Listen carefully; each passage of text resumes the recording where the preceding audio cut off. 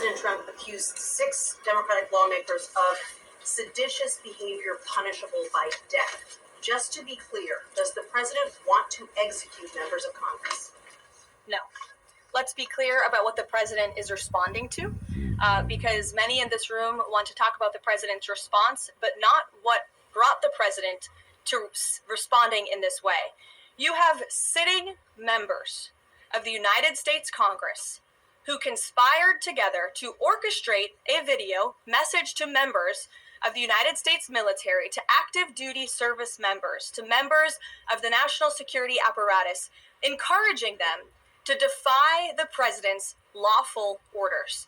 The sanctity of our military rests on the chain of command. And if that chain of command is broken, it can lead to people getting killed.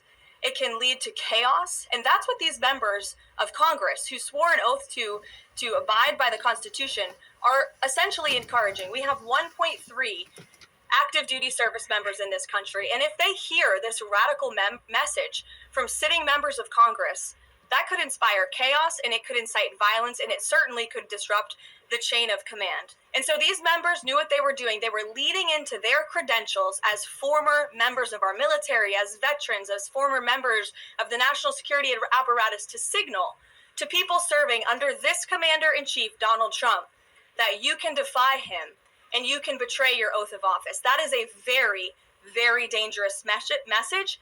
And it perhaps is punishable by law. I'm not a lawyer. I'll leave that to the Department of Justice and the Department of War to decide. The president and the vice president, for that matter, have accused the other side of encouraging political violence. Isn't that exactly what the president is doing when he says that members of Congress should be killed? Why aren't you talking about what these members of Congress are doing to encourage and incite violence? They are literally saying to 1.3 million active duty service members not to defy the chain of command, not to follow lawful orders. Actually, every single can refuse an illegal order, they're suggesting, Nancy, that the president has given illegal orders, which he has not.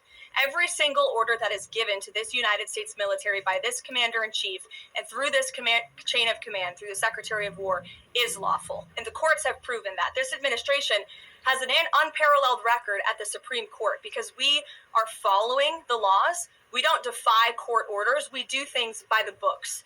And to suggest and encourage that active duty service members defy the chain of command is a very dangerous thing for sitting members of Congress to do.